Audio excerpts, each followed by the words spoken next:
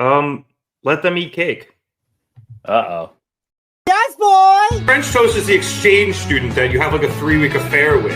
We can see that you don't have pants on. Somebody hit somebody with a pie. Do something.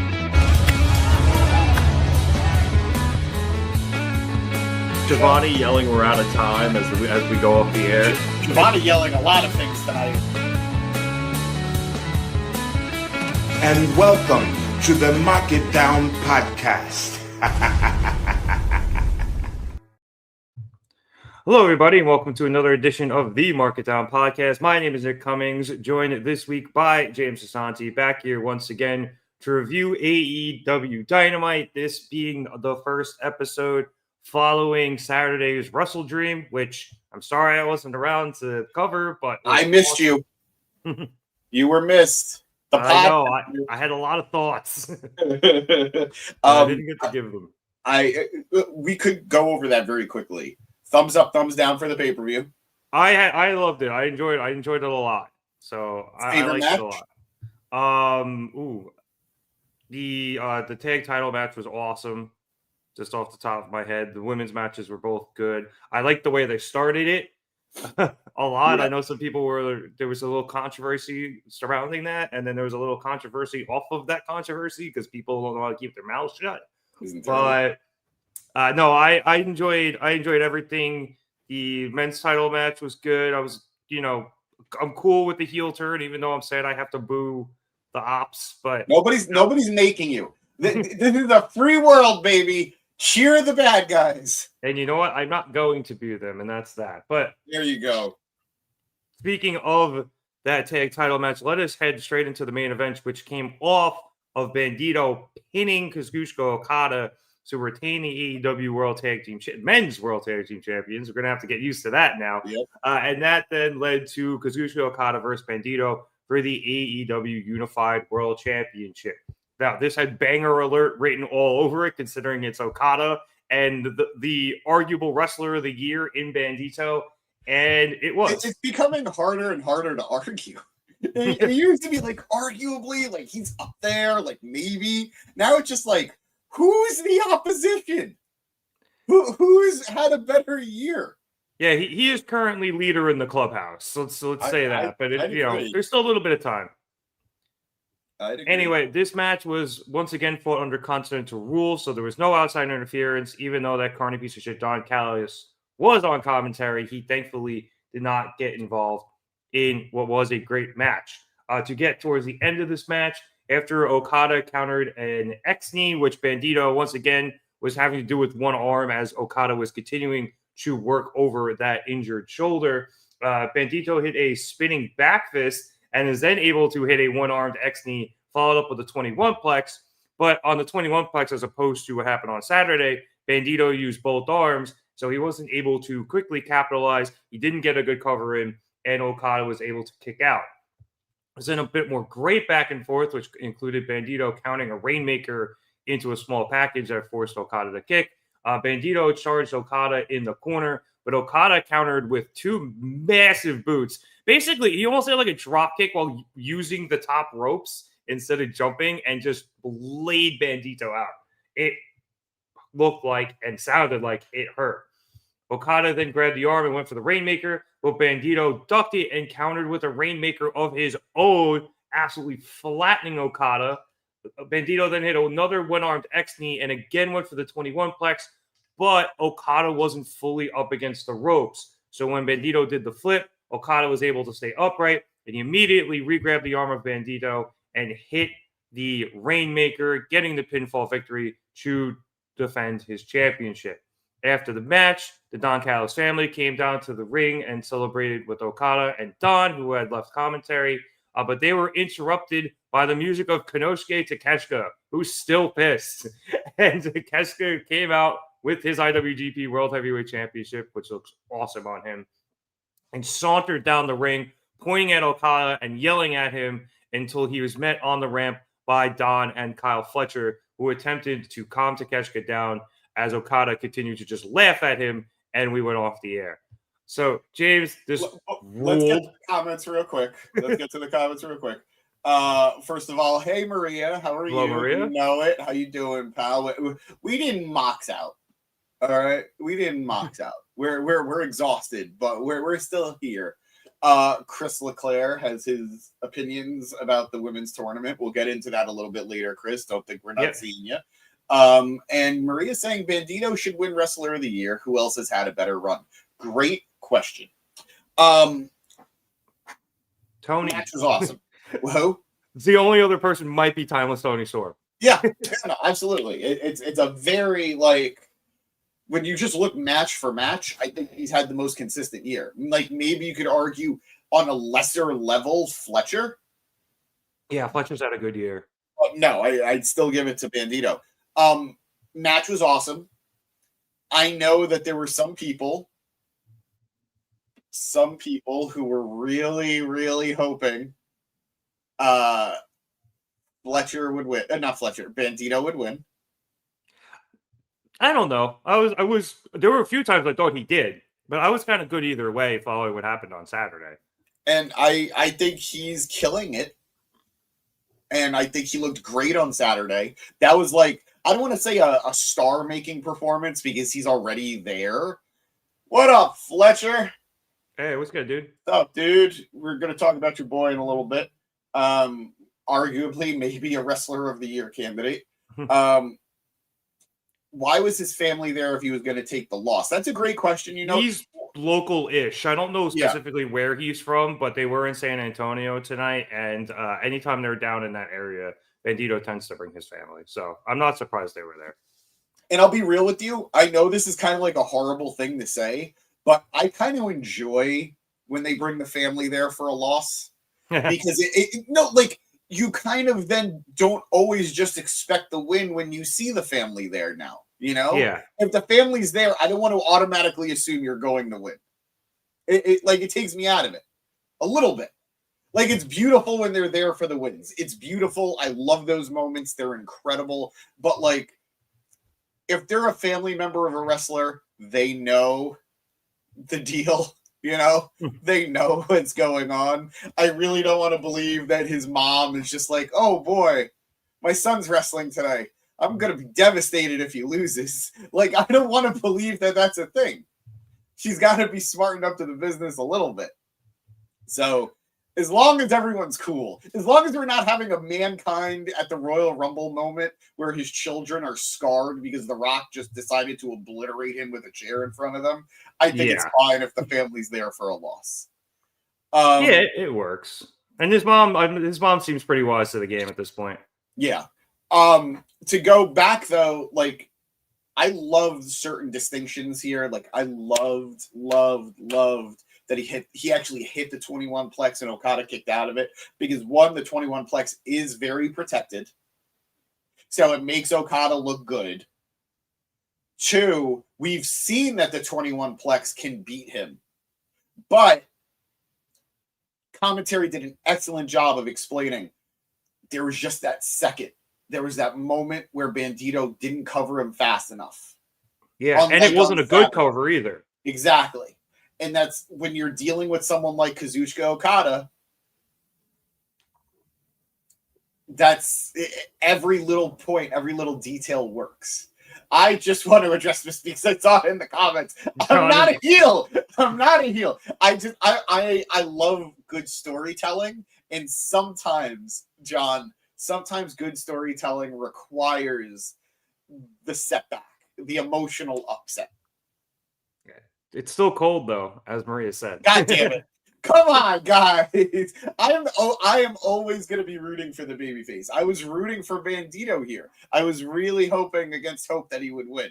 But let's make lemonade out of lemons here. All right? I grew up where JBL gave Eddie Guerrero's mom a heart attack. I remember, as I said, Mick Foley's children being traumatized by seeing their father destroyed by The Rock. I grew up, I don't know if the mother was kayfabe or legit, but like Zach Gowen's mom watching him getting obliterated by Brock Lesnar and her trying to slap the shit out of Brock Lesnar. A loss here is fine. We're all okay. I mean, Anyway, bringing up a funny thing. Yeah. So I was getting distracted by the conversation between him and Fletcher, where apparently Bandido's mom like patted Okada's hand during the match, and it confused Okada. I mean, okay, but you either don't mess way, with mama. You don't mess with mama. It's a universal like constant. yeah. You don't mess Either with way, this match ruled, and we continue to get the story following it with the continuation of the beef between Okada and Takeshita, because that is going to come to a head at some point, and I am going to bug out because it's going to be amazing. I agree with you 100%, and I want to say I enjoyed tonight's Dynamite. It was a good Dynamite. This match, this ending, kind of gave me an issue that I had throughout the night, which is this is still going. I'm not saying wow, the Okada Takeshita story is still going, but we're still in this point of they're just angrily looking at each other from afar. A lot of the segments tonight, while very well executed, very well done, frustrated me a little bit because a lot of it is like, wow, this storyline is still going. And we're going to get to the top of the show. I'm going to talk about it then. We're going to talk about it a couple times throughout the show. And I loved Wrestle Dream. I thought Wrestle Dream was an excellent pay-per-view. But, man, like, it almost feels like, what was the point if we're just continuing this shit? Yeah, there was quite a few things that happened between Wrestle Dream and tonight. You're like, still? Yeah. And like, it's good stuff. But off the top of my head, there's at least 3 more segments that we're going to talk about where it's like, oh my God, can we move on to something else now, please? Yeah. But we'll get to it. Again, I don't want to be a Debbie Downer. Great show, great action, great wrestling, great storytelling. But we got to move on a little bit, guys. Yeah, where are we going? Because at this point, Full Gear is going to be an entire rehash of Wrestle Dream. All rematches. Yeah, because Rhea's got a point. It's time they touch, because every time they touch, I get this feeling. But, you did have that. You did have that incident with the Rainmaker on Takeshita on Saturday, so I was hoping there was a little more tonight.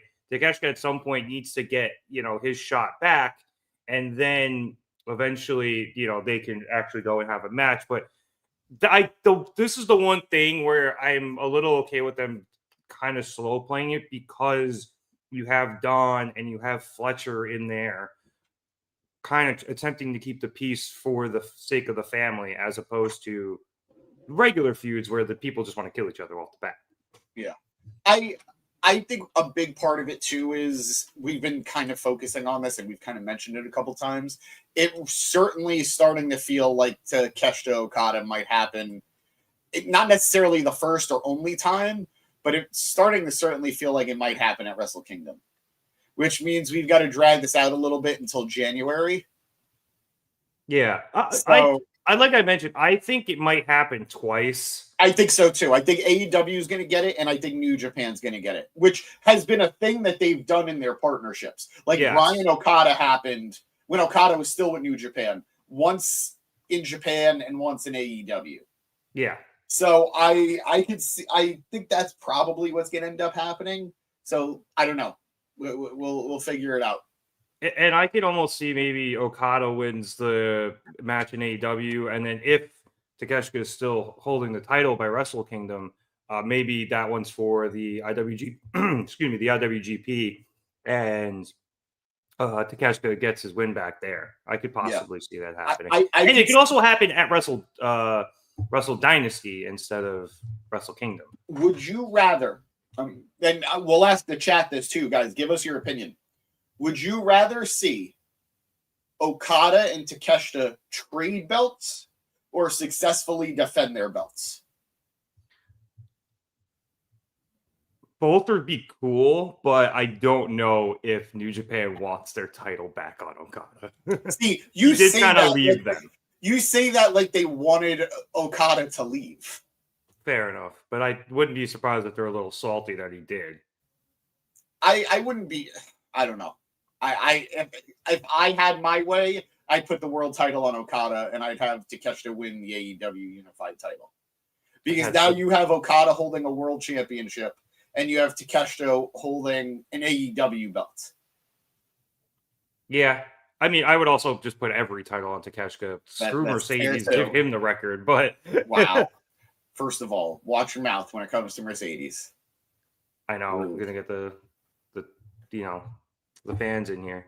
The stands. All right, we have a bunch of comments. I'm seeing Viscera and Shelton's mom, which makes me not even want to get near the comments. But I feel like we have to. Well, I could say early returns from your question. Maria thinks they should trade belts. Fletcher says Takeshita is the one to dethrone Okada. New Japan wouldn't be happy with Takeshita dropping the belt. Now, I think if and when Takeshita drops the IWGP, it'll be in New Japan. It's not going to be in AEW. So, unless it's, again, at a co-branded show, like Forbidden Door, but I don't know if Takeshita is going to hold the IWGP from what I'm for that hearing, long. New Japan is not doing what they did last year, where they had an event after Wrestle Kingdom.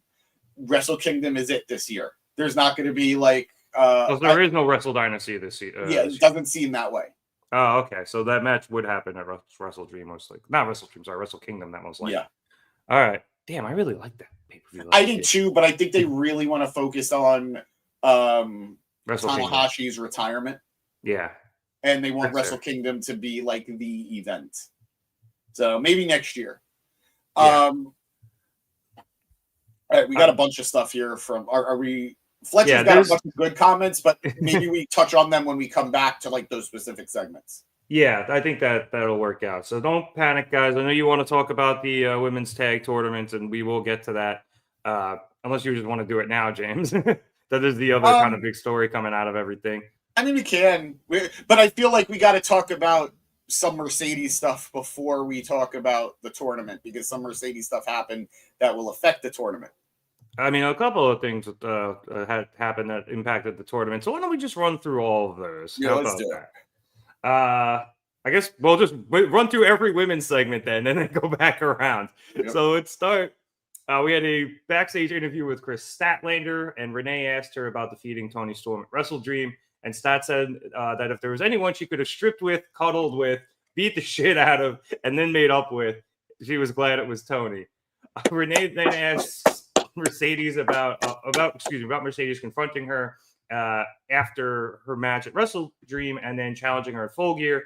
And Stat says she doesn't need a celebration because she's looking forward to what she's going to do.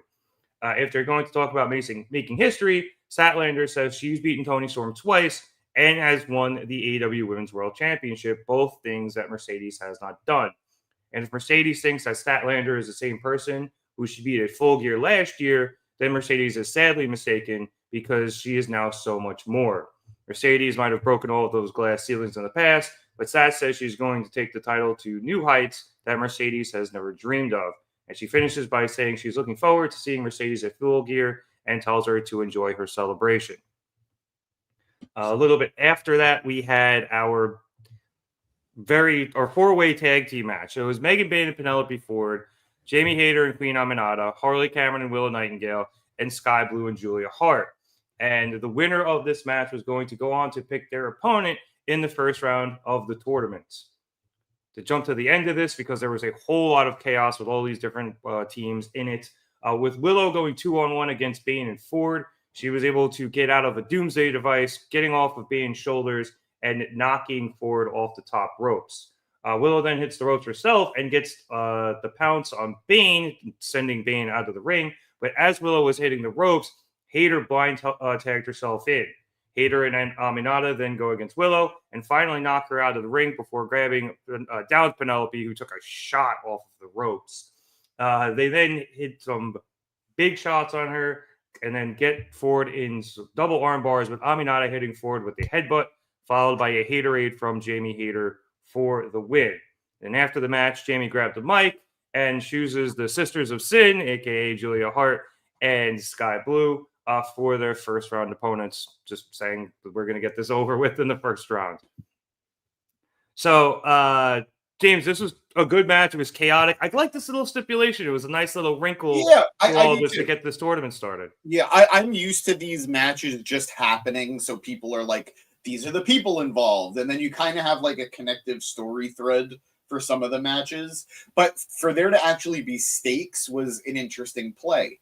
I think it was kind of necessary for Hayter and Aminata to win because it's the first time they're teaming up. Yeah. So, like, one, there's an argument, why are they even in the tournament? From like a tag team standpoint, I understand why you put Jamie Hayter on TV. I understand why you put Queen Aminata on TV. But from a kayfabe storyline point, why are they in this tag team tournament? It's harder. So you have them win this to say, you know what, there is some juice here. There is something to these two being a team and potentially having a shot at winning. And they got a cool finisher already. That they do. The match itself was fun. It was fine. You know, like it's always hard when you have so many people in a matchup like this that it's hard for everyone to feel like super highlighted. But I think it went well enough. You know, I don't know. So going to the comments now, Chris Leclerc, who is our first commenter of the evening. If Skye Blue and Julia Hart don't win the AEW Women's World Tag Team Championship tournament, I am done with AEW. Chris, I don't want to lose you. We love having you here on Wednesdays. So I am a little worried at the notion that you might not get it. But I don't know if you hear that. Somebody's raging in the background over there. I don't know that they're going to win. It could very well be. We don't have the full bracket yet, right? No, we do. Oh, we do. So what's the bracket? Well, that's why I was going to go through everything and then go to the bracket. But I wanted to go through the match here. If you have anything more to say, but yeah, I agree with you. It's hard for people when it's so chaotic to really stand. I thought Willow did. Obviously, they gave her a really good spot towards the end there, heading into the final sequence with Ford getting beaten by Hayter and Aminata. So I thought she stood out. I thought Bayne stood out as well, as she usually does. I'm loving the Poison Ivy gear to match Harley. Penelope Ford's Harley Quinn. I thought that's fun. Which worked really well because there was that comic book it's bug season again. Was all over the ring apron tonight. So there is a by the way, giant ass moth. Briefly, I would like to say I think it's awesome that DC is having this like promotion. We know obviously there is a Warner Brothers Discovery partnership here at play, which is why it's a cross brand thing. But just it's really cool to see DC being promoted. Like they promoted the creative team, they promoted the storyline. You had I got to see Batman, Lobo, Wonder Woman, Superman all on screen the entire night. I thought that was really cool. So I just wanted to point that out real quick. But yeah, I'd agree. I thought Willow was probably the standout of the match. Yeah, she did great. And to add to your thing about the DC crossover, we've had a whole bunch of, I don't know if they're alternate covers or if they're even going to write some stories of AEW wrestlers in DC comic books. So I think that was also a big part of the crossover. So yeah, very good match. How long that'll last though with the news of Warner Brothers Discovery. Oh yeah, allegedly, they have allegedly put themselves up for sale. Although, and they also allegedly denied a bid from Paramount. So yeah, thank God. We'll see what happens there. But that is for a different podcast. Let us continue our trek through the women's segments here as we get to the 12 Belts Moné Celebration for one Mercedes Moné. And we have Renee Paquette in the ring to introduce Mercedes, breaking down Mercedes' historic weekend where she became the longest reigning TBS champion of all time. She defended her CMLL title in CMLL in Mexico, then came up to St. Louis, won the interim Ring of Honor Women's Television Championship to get belt number 11. And then she went up to Winnipeg, you idiot, to get her 12th title. Can I comment on that real quick? Sure. So she beat Jody Threat of TNA to win the WPW women's title. I think that's kind of huge, right? Like an AEW wrestler beating a TNA wrestler? Right now, with how everything is right now. Like, this is not the AEW TNA of like 2 years ago or 3 years ago. This is a very different time period with TNA being in this partnership with WWE. So, like, I know it didn't happen on a TNA show. I know it didn't happen on an AEW show. It's an indie that they didn't even acknowledge who she beat. Yeah. But I did find that pretty interesting. I'm also finding very interesting the Winnipeg Pro Wrestling's Twitter account, but that's neither here nor there. Yeah. Either way, though, hell of a weekend for Mercedes, not just from a historical perspective, but also to a just work perspective. I mean, she won 3 titles in 3 countries in 4 days or something.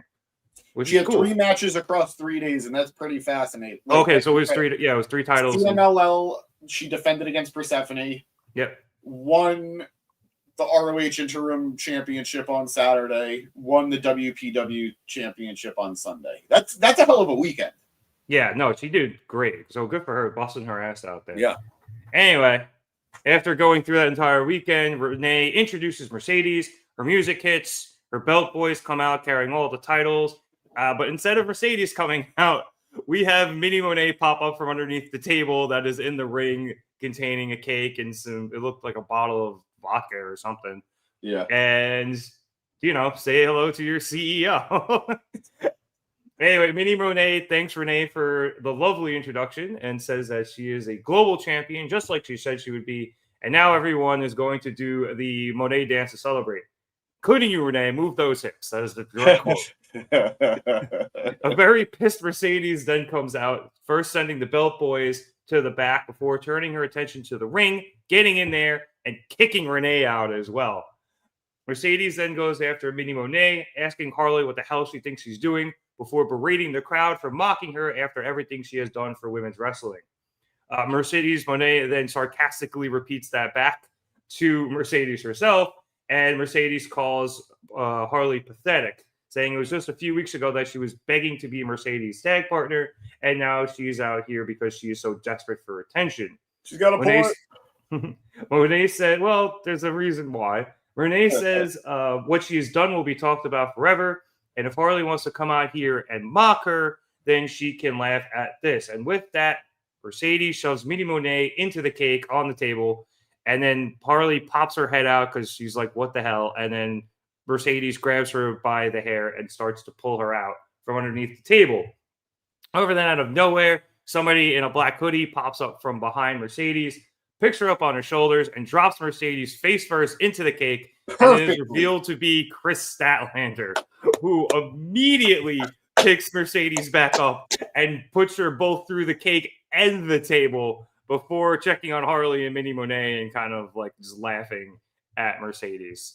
It cannot be overstated how perfectly placed Mercedes' face was through the cake, and then how perfectly placed Mercedes landed through the table on top of the cake. It was like a Renaissance painting. It was, Maria, I'm sorry. I love Mercedes too, but we got to acknowledge this is... Maria, not a fan of Mini Moné. I get it. But loving our favorites when they're heels means that we've got to enjoy when they also get their comeuppance in funny ways. All right? It's part of the deal. So I thought this was excellent. Well done. I expected Stat in this segment, but for some reason I had it in my head that it was going to be Stat moving Mini Moné. So did I. I thought it was going to be Stat under the table, and it wasn't going to be Harley the entire time. Because let's acknowledge, Harley doesn't need to be operating the puppet to voice the puppet. It easily could have been Stat while Harley's doing the mic work from the back. Well, that's why I thought it was, because Harley also doesn't need to be under a table.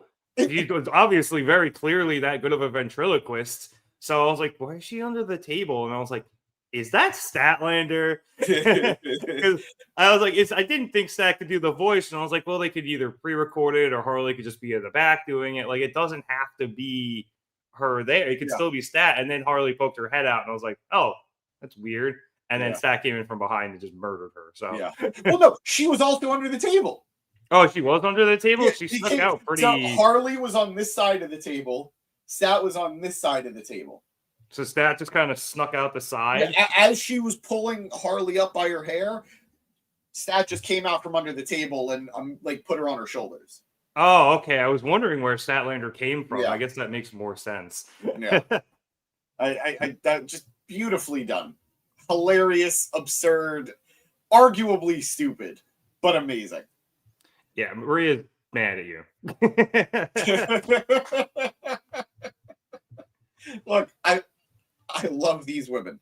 I love AEW. I was having a really fun conversation with a friend today, where we were not arguing, but we were going over the best women's division in wrestling. And it's obviously a race between NXT, son of a bitch. It's a race between NXT and AEW. And I don't think there's necessarily a wrong choice here. No, probably not. I mean, they're both great. The NXT women's division is a lot of fun. So, all right, Matt. Hey, buddy. I feel like the AEW women, they kind of outdid the WWE women this week. I mean, Raw, we had 2 singles matches, and at one point we had 4 Latinas in the ring. You know, it's something I certainly love. But we had all 4 teams, and then the thing you just talked about with Mercedes Moné afterwards. I mean, it's like, what's not to love? If you don't love this, you don't love women, you don't love wrestling. You don't love women's wrestling. So you heard it here first, folks. If you don't like AEW, you don't like women. I didn't say that. I said that is exactly what Matt said. We all heard it. That is exactly what Matt said. If you don't like AEW, you don't like women. And who are you? Why are you here if you don't like a women hater? Exactly. Women's Hating Man Club or whatever it's called. Yes, thank you. Before you know it, though, his hopes of the CEO and the CEO puppet tagging were destroyed tonight. For now. You'd be surprised how many people who didn't like each other went on to then become great tag teams. No. We're all forgetting something here. It's a puppet. The Rock and Sock connection wasn't The Rock and Mr. Socko. It was The Rock and Mick Foley. Yeah, but that'll probably lead to Mercedes and Harley tagging, and then that's not the puppet. The puppet will be in there probably for a trios match. I do think it'd be really funny if Harley is just all over the place. I mean, they even suggested it's she's been talking to Stat, she's been talking to Monet, she's teamed with Anna Jay in the past. So it'd be funny if she gets knocked out the first round and maybe somebody gets injured and she tries to replace that injured person. I even mentioned on Monday I love the odd couple pairings of people. So I'm still hoping for Monet and Harley somewhere down the line. You know, maybe they get forcibly teamed up by management. I mean, I'd love it. We've got a ways to go to get there, but I'm all for it. Yeah. All right. I just want to keep things rolling here because we do want to get to this the bracket here. Though we say hello to Dragoon. What's going on, my guy? So a bit after this, it was a couple of matches involving Conglomeration and Death Rider people, and then we got to Mercedes' backstage interview where she was backstage with Alicia Tout, and Mercedes was apoplectic and screaming and demanding to know where makeup is so she can get cleaned up. And then Athena comes over and tells her to calm down. This is her best look. But actually, Athena's there to offer a proposition. As she says, they're both here in AEW to make history. Athena obviously being the longest reigning ROH Women's Champion, and Mercedes is the longest reigning TBS champion, plus whatever Ultimo Moné is. And Athena says they can run it back and become AEW Women's Tag Team Champions as well. Mercedes likes the sound of that and getting lucky number 13, so she's in. And then Athena starts dragging Mercedes away so they can get her to make up and get her cleaned up. And that eventually leads to the announcement of the Women's World Tag Team Championship tournament. So, on one side of the bracket, we have Queen Aminata and Jamie Hayter facing off against the Sisters of Sin. And then we also have Willow Nightingale and Harley Cameron facing off against Mercedes Moné and Athena. Wouldn't it The be other great side- if we had a producer boy to pull this up? I will in a minute. Give me one. Not you. I'm not shitting on you or Matt. The guy's not here. I'm just doing. I was literally multiple- thinking about just writing it down on a notepad as you were saying it and just be like, bam. Yeah. And I think it would be backwards, right? No, actually, it would be forwards. It would be good. Yeah. On the other side of the bracket, we have Alex Winza and Rio facing off against Mina Shirakawa and Timeless Tony Storm. Fucking And rad team. then we have Megan Bayne and Penelope Ford facing off against Ty J and Ty Mello and Anna J. So, James, I'll go to you first. What stands out to you here and any early predictions from you? No early predictions. I do find it interesting that in the first round we have Tony and Mina taking on Windsor and Rio, because we've established that Windsor and Tony are friends. Yeah. So, I mean, I like it. It's a tournament. It's not supposed to be convenient. It's supposed to be, matches for the sake of progressing. So I guess I'd rather it in the first round than believe that Windsor and Rio are going to actually win it. Why waste a win on them? So I'm cool with it in that regard. Chris Leclerc, I'm worried for you. All right, there. Thank you so much for that. I don't know. I really, really don't know. Like, I really wanted TJ to make it far. They're not going to now. I have them as future tag team champions. I never had them winning this tournament, but I have them as future champions. Willow and Harley versus Moné and Athena is very weird because in my head I have Willow and Harley going far, but I don't know how Moné and Athena lose in the first round. There's so many people who I feel like should be in this tournament. Yeah. But what? Like who? Who should be in? Who else should be in the tournament? I don't know. Like it's so weird that we I don't know. I guess Penelope Ford's still in it, which is fine. But there are some people I think historically that we associate with being in women's tag team matches in AEW, because you can look at, you brought up Penelope Ford, and I just think immediately, oh yeah, she should be tagging with the Bunny in this tournament. Exactly. But it took us too fucking long to get the tournament. Yeah. We should be obviously Ty J has been there for long enough. Also, for years we thought Willow was probably going to win the inaugural tournaments with Statlander, and now Statlander is the women's world champion and not in the tournament. Yeah. So there's another one. I would like to see maybe Harley gets hurt and Willow needs a partner and Stat subs in. That occurred to me as well. I know I mentioned Harley taking over for someone hurt, but that also the other way around. That thought occurred to me as well. Would you end up putting your initial tag titles on the AEW Women's World Champion? Well, we have a long way to go before we even see what happens, because I'm sure the tournament's going to end and culminate at Full Gear. And if that's the case, we could see a title change where Stat loses the title to Mercedes. Maybe. We don't know. I would hope not. I wouldn't mind one more team if they did one of those things where like one side has a bye or whatever, there's an extra bracket. They've done that a lot in AEW in the past, so I'm surprised they didn't do it somewhere like this, because this does look a little bare. It's not, but it has that appearance. Yeah. I'd also say, I mean, I know I'm biased, but like you have Deonna Purrazzo and Taya Valkyrie, who've been an established tag team. That would have been good. Yeah, I was just going to bring them up. I'm looking up others right now because I feel like AEW really did do a good job of cultivating women's teams, and I just feel like they're not super represented here.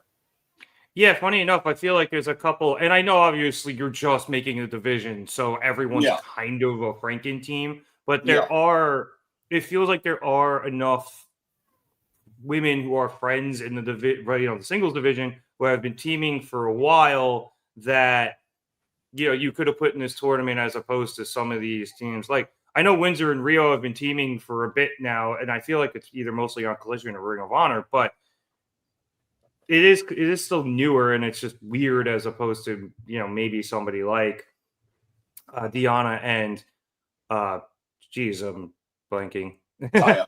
Taya, thank you. Just because they've been around longer. Now, I have no problem with seeing Windsor and Rio in the tournament. I'm actually very happy to see them in the tournament because I like them a lot. But I thought it could. I thought it actually might be bigger, but I guess at a certain point you got to draw a line somewhere, and here's where you are. It doesn't feel like there's a lot of there's excitement for the tournament, but there's not any of these teams that I'm looking at specifically that I'm really excited about. I think. Okay. Go ahead.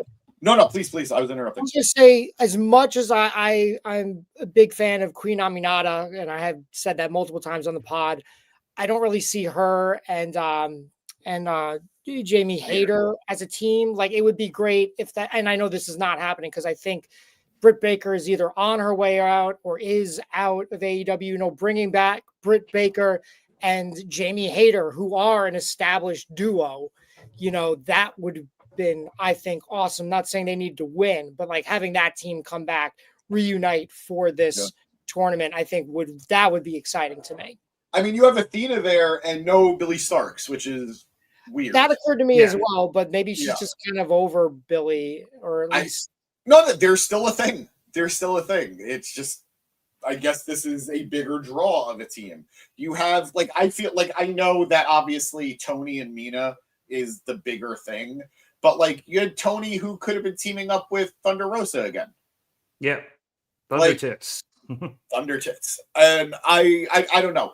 I feel, because I think Rev said it best, with how long it took for this tournament to be established, there were so many great pairings that kind of fell to the wayside waiting. Like, TJ has been around since, like, what, day 3 of AEW? I would say at minimum they've been around since pandemic era, like Yaley's place AEW. So, like, that, I'm glad that they're still around doing this, but some of these others are a stretch to say, other than probably the Sisters of Sin. But I don't want to dwell on that. I'm very happy we're here on this board right now. Bayne and Ford is probably it for me to win. I think I'm a big proponent of heels winning the inaugural tournament because then it sets a baby face on the chase. And they lost tonight, so that's opposite momentum for them. Exactly. And I think Bayne's an improvement over the Bunny. No offense to Cherry. I'm going to strongly disagree there. Bunny was they're both great. Bunny was a lot of fun. She also did some crazy shit in those Punder matches back in the day. I'm gonna say it's apples and oranges. Like, I think both teams were good in their own right. I think Penelope Ford and the Bunnies' energy matched each other a lot better than Bayne and Ford. But Bayne is such a star in her own right that she kind of, like, anything just sort of gravitates towards her. But regardless, Tony and Mina is an obvious one, but, like, I don't want Tony to be the inaugural champion. You know it's calling them. I'd be happy to see it for them, but it's like, how much does Tony really need? Like, they could totally win the tag titles one day. Do they need to be the inaugural champions? If it was Mariah and Nina, I'd be all for it. Tony, yeah, I'd agree. It feels like just a slight step down. The only argument for it is that Tony is such a star that, one, arguably you want to have a title on her, and two, it would add to the legitimacy of the titles to have Tony be your inaugural champion. Yeah, that's what I was going to go for there. But I don't know. It's like, Yeah. Just a few more comments before we move on this. I know Chris has had a lot to say about this tournament. He did kind of agree with us where Ty J and Sisters of Sin are only real tag teams in this. And I get where everyone's coming from on that. Maria called it an excellent bracket. I think there's a lot of really good talent in here, as Matt will be back in a bit. There is a lot of really good talent in here. So the bracket itself is still good despite our, say, small issues, for lack of a better phrase. And Chris, again, I don't see Penelope and Bayne winning the tournaments. It's possible. I think I'm with you know it here. My early prediction is Tony and Mina. I just think, like you said, James, I think them being the inaugural title holders immediately making them legitimate titles because your former women's world champion is the first person holding them. I think it adds like I said, immediate legitimacy to them, and you can go from there. I get it. I get it. I don't know. I don't want to get to a point where I'm burnt out on Tony, and I'm not there. But I feel like doing this it's kind of Charlotte-y, which is why I'm a little afraid of it. But I'm predicting something that hasn't happened, so we'll see. Yeah. But that's literally how predictions work.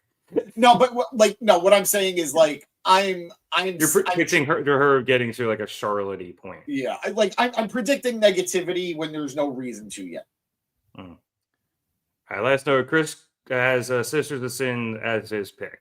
I'll be honest with you. I think Hayter and Aminata eliminate the Sisters of Sin, and then the sisters cost them the next match because it's very clear they're setting up for women's blood and guts. Yep. So yeah. I don't think either of those. I don't think anyone from that part of the bracket is making it far.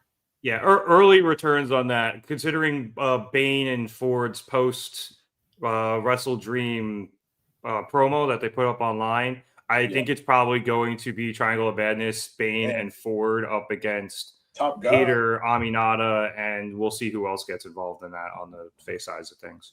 Yeah. All right, let's go into the top of the show. We still got a whole lot of shit to talk about. We haven't even covered our other title match. We'll get to that in a second. I want it on the record, guys. I messaged Rev before the show started. I was like, dude, I got to be up really early tomorrow. I'm not saying we rush through this, but, let's make this a bit of a quicker night. We're 46 minutes in, and we've got a ways to go. Yep. So, top of the show, we had a quick Wrestle Dream recap video. Then we went to was Hangman Adam Page backstage after his win, and then the subsequent portrayal of Samoa Joe and the Opps. So he is in the doctor's room, and he is bugging the fuck out, asking Joe if he has lost his mind in the twilight of his career, and says that he warned Joe, and now when he finds him, he is going to ruin his goddamn life. Yep. That led to our first match of the evening, which saw the Opps defend the AEW World Trios Championships against the Hurt Syndicate. I know. I can see the head nod, and I agree with you, but I will get there in a second. So, end of the match, Bobby Lashley, Shelton, Benjamin. I did it for you while you were gone. Thank you. I appreciate it. I did it for you while you were gone. Katsuyori, Shibata, and Powerhouse Hobbs all take each other out, with Joe being the last person to take somebody out when he takes on Bobby to end the sequence. So it's just MVP and Joe in the ring, and MVP charges at Joe, who ducks a strike and gets in the coquina clutch. However, MVP is able to counter with a jawbreaker and then sets up Joe for what I believe is the overdrive. Do I have that right? It was the overdrive. Let's go. I'm right. Still got it. However, finisher in the history of professional wrestling. However, for some unbelievably stupid reason, Ricochet comes running down and jumps up in the apron and distracts MVP. So Joe then escapes the overdrive setup and again comes in and gets in the coquina clutch, and he gets MVP down to the mat, and he forces Pete to tap out. And then after the match, MVP gathers Bobby and Shelton, and they all chase after the Demand, who are at the top of the ramp, and they chase them all to the back. So there are two things that I don't love about this match. One, timing. I would have loved a little build to this match because you could tell at the very beginning this crowd was insanely hyped for it because of who is in this match. Yeah. If you give this a little bit more build, I'm not saying it gets to the height of the Shield versus the Wyatts, but you can have a very similar, like, super hyped trios match. I agree. And instead you had it right after Wrestle Dream. That is I think we're going to. You think we're going to get it again? I think we're going to get a three-way trios match. I think we're going to get the Demand versus the Opps versus the Hurt Syndicate. And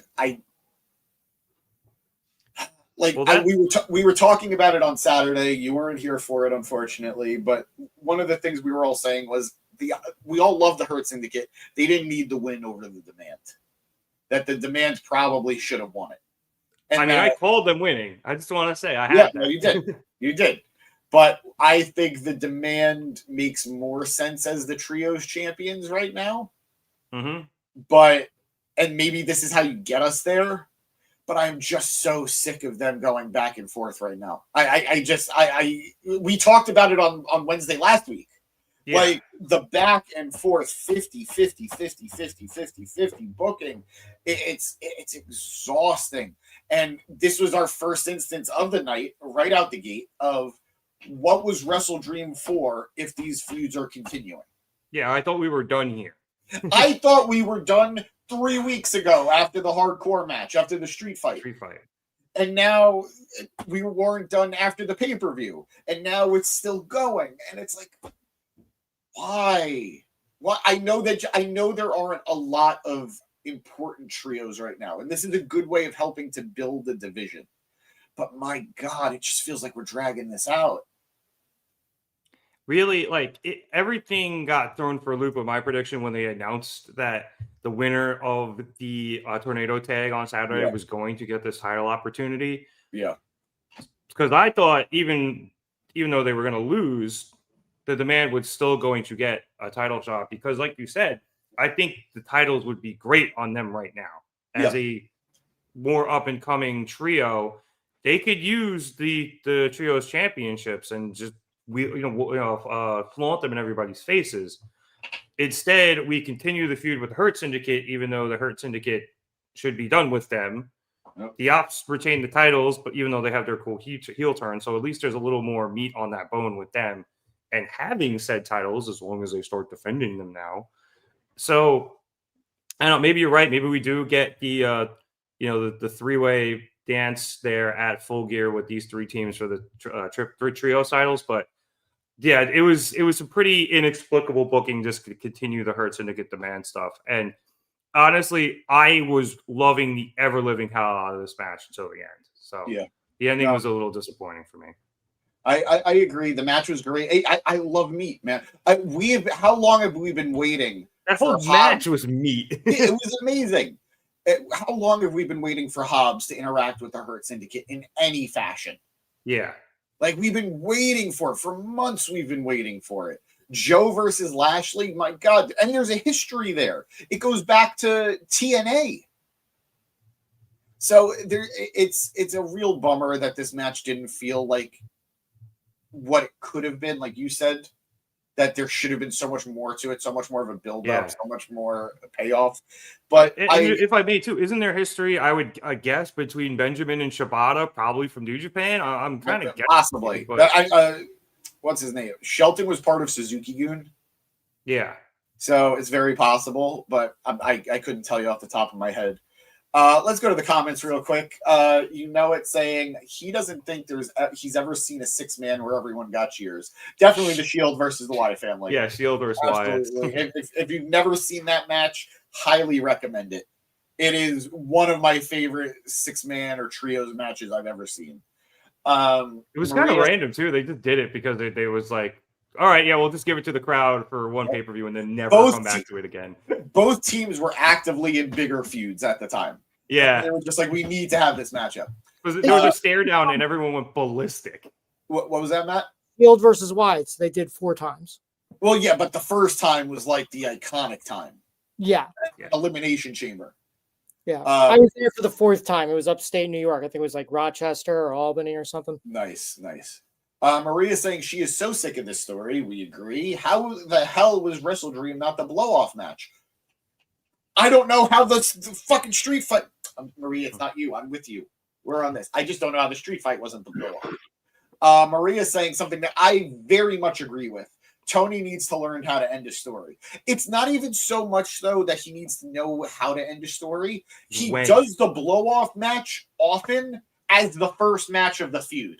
Or, like, the first real match of the feud. How many times have we seen Blood and Guts or Anarchy in the Arenas or Stadium Stampedes, and that's not the last match in the feud? But that's like a big group. But I still get what you're saying. Well, like in a Blood and Guts match where you've got like the Blackpool Combat Club versus the Elite, and that's not the ending of the feud, or the Blackpool Combat Club versus the Jericho Appreciation Society, and that's not the end of the feud. he does it a lot. And it's probably my biggest criticism of him as a booker. And I love him as a booker, but it's my biggest issue with him as a booker. Yeah. And I think they can even be said a little bit about just having this match in the first place. It's like, yeah, this is a match you should have built towards, Tony. And instead, you gave it away on TV, opening the show, and you had a really stupid ending. I mean, I'm not even talking about the Opps versus the Hurt Syndicate. I'm talking. No, I know. About I'm just saying the generally versus the Demand. We're done. Yeah. I'm so done. Yeah, it's weird, but let's keep it rolling here. After the Hurt Syndicate chased the Demand into the back, Tony Schiavone stepped into the ring to interview Samoa Joe, namely asking him why he did what he did to Hangman Adam Page. And Joe takes the mic, says, "First of all, it is a pleasure to be in San Antonio because when you have somebody like Powerhouse Hobbs, it's good to have all those big old fat San Antonio women to keep him occupied."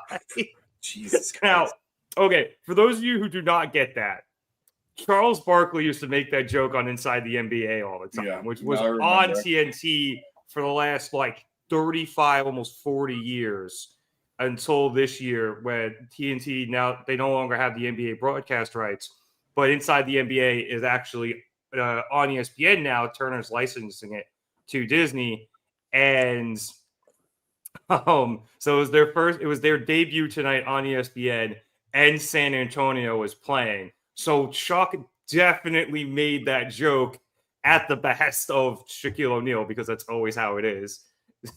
And Samoa Joe was just quoting him. So shout out Samoa Joe being a huge Inside the NBA fan. Hobbs leaned into it too. Oh yeah, Hobbs was great, just doing shit on the side the entire time.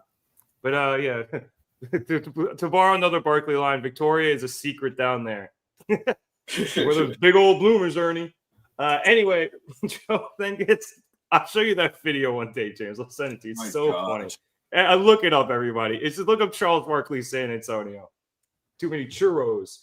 Anyway, Joe gets to the matter at hand, saying he did what he did because he exists. And if you call yourself a champion and strive this earth, he will come hunting for you and show you that you are not that man.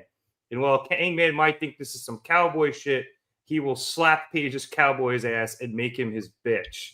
Because what stands before you is the Opps. They will stand in opposition to everybody, and they are never lacking. So, yeah, heel Opps coming out strong, and I love them. Everyone is very excited for heel Shibata, and I am too. Yep, big old women down there in San Antonio. I love Charles Barkley. I am a little frustrated with the notion, again, Hangman and Joe continuing. This one I'm okay with because that feud never even got a chance to heat up in the first place, in my opinion. But and now there's a heel turn involved. Yeah, now it's an actual feud, in my opinion. But I do think it's somewhat silly to assume that Hangman beat him the first time and he wasn't even mad. Yeah. That was just a back and forth. That was a competitive bout. Now he's pissed. Why am I expecting Joe's going to win now? Yeah. Well, actually, he's got a trick up his sleeve. He's got two guys watching his back. I don't know. They were there the first time. Now that I think about it, though, James. Pay-per-view. I'm broke. Now that I think about it, though, James, is Joe going to be challenging again for the World Championship at Full Gear? Because then he might not be able to defend the Trios Championships. So, Hangman said something very telling in that first promo.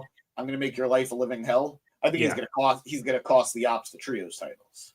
It could be before Full Gear, though. Yeah. That seems more likely to me. Yeah.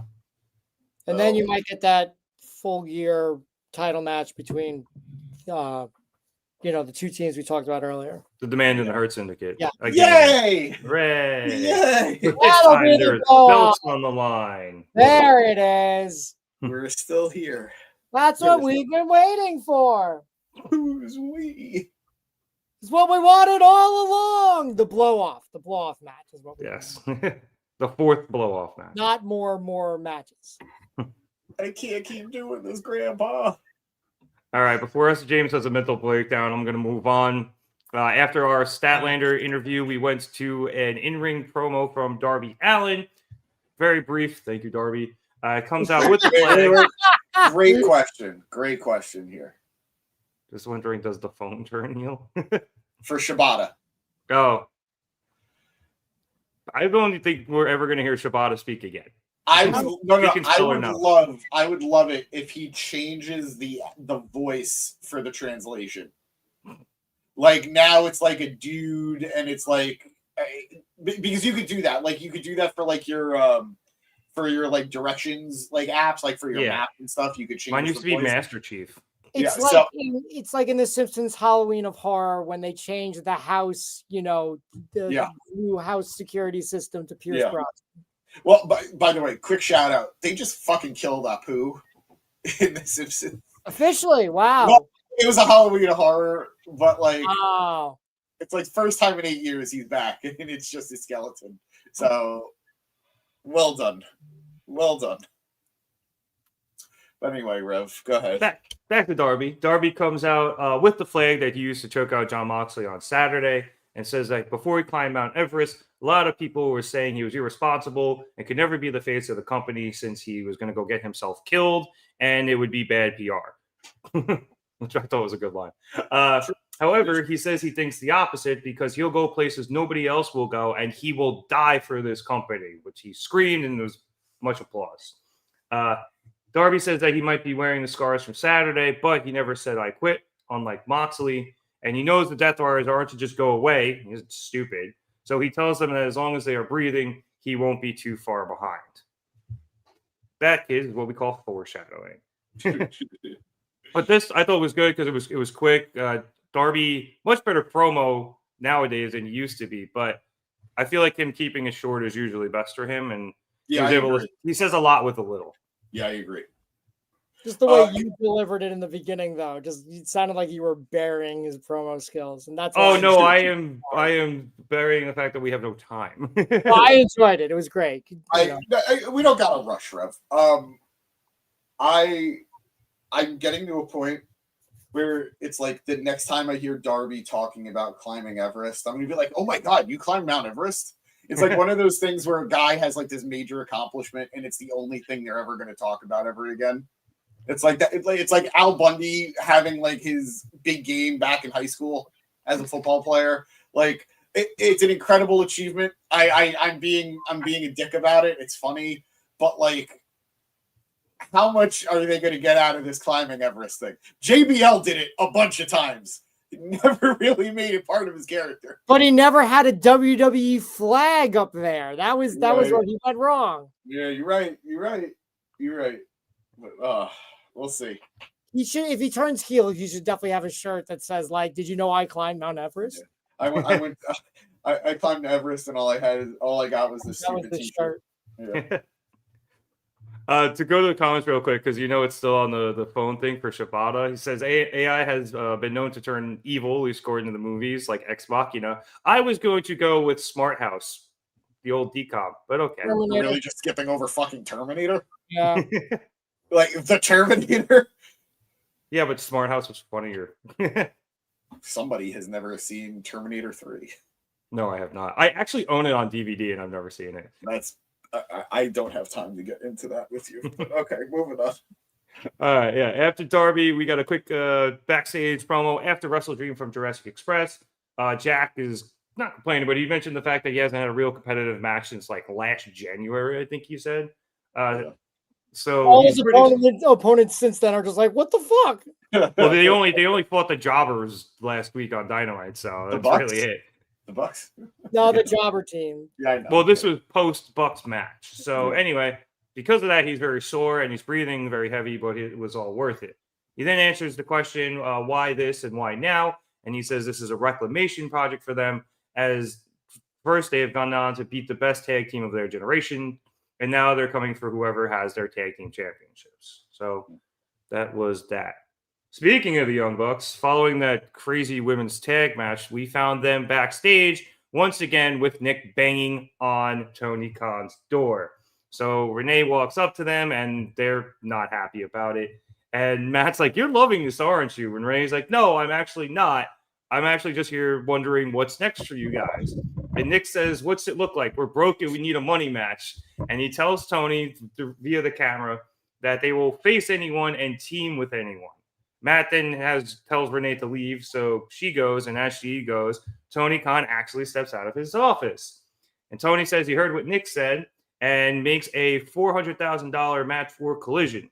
It'll be Jurassic Express and Jet Speed against the Young Bucks, who quickly think it's a 4-on-2, and then Tony's like, no, it'll be them versus the Young Bucks and these guys.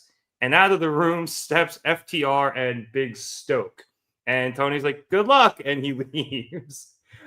Matt then starts to say to FTR that he knows they have a checkered past, but Nick cuts him off and says, forget it, we need money. It's all water under the bridge. Stokely then steps up to them and says that the holidays are coming up, and it seems like they might need this more than him, and he hands Nick a $1 bill before heading off with FTR. Stoke is a generational hater, and he's so good. Even though he can get no hose. It's why he's such a hater. Yep. I love, like, he's such a good hater that he can't articulate why he hates Willow. That's how much he hates her. Yeah. It's beautiful. He is great. Jumping a bit further, after we had Mercedes go through a cake and a table, we then got another backstage promo post Wrestle Dream, this time from Jon Moxley. That had a very cool angle, like in the bathroom, up into the mirror. So you never actually see Mox's face except just through the mirror. Rhea was saying, Tony's so terrible on screen. Why does he look at the camera like that? Because he's not good at it. He knows he's not good at it. That's why he's never on screen, or almost never on screen. Did he just jim the camera the whole time? It's better than when he used to make announcements and he would do the entire segment without blinking, because he's just like staring you dead in the eye and you just have to like take it. Like whatever it was like a minute and a half, and this is just him. He's reading / on cocaine, allegedly. Also, that's never great when he yells. Oh, I know. When he comes out, like if you're there live and he comes out in between segments and he's screaming because he's just so excited. He's such a lovable dork. Yeah. You can't be mad at him. When he announced that basketball player, it's one of my all-time favorite things where he just like screeches the guy's name. I'm trying to remember who it was. I'll look it up, but just keep going. But it was great. He's so fun. Getting back to Moxley, though, Mox says that he did not deliver on what he promised, saying it was Darby's strength that was the deciding factor. But one of these days, it's going to be Darby's downfall. However, tomorrow the sun will rise again, and they will get back to the work of bettering AEW, as there's nobody in professional wrestling that can do what he does or sets the standards that or where he sets them. He truly believed in his heart that Darby was going to fold, so in this instance, Darby has made him a liar. But now he knows exactly what he needs to do and where to go from here. That then led to a match that I totally forgot to write the banner for, which was Jon Moxley facing off against Roderick. Nope, not Roderick. I wrote Roderick there. It was Kyle O'Reilly. I'm reading two different things. That was later. Anyway, so we're real professionals here, guys. You know, we're a very well-oiled machine here. Well, sometimes. Yes, thank you, John. Yes, it was Giannis, the Greek Giannis. freak. It's just Giannis. Just Giannis, my bad. Yeah. The Greek freak. And then when he says his last name, it's one of the most like shrill, shrieked, excited screams I've ever heard from a grown man. James, do you know how to say? Do you know how to say his last name? I do not. Do you want to take a shot at it? Not in the slightest. Not in the slightest. Matt tried. I will give you a hint. It is the Greek spelling of a Nigerian name. I need you to understand how much I appreciate you to think that I have any grasp of not only the Greek spelling, but the Nigerian pronunciation. God bless you for having that much respect for me. Because I don't have that much respect for history class in college, obviously. Oh, yeah. No, it's that was your minor, right? Nigerian history? Obviously. Giannis Antetokounmpo. See, I couldn't even say that after you said it. Yep. God bless you.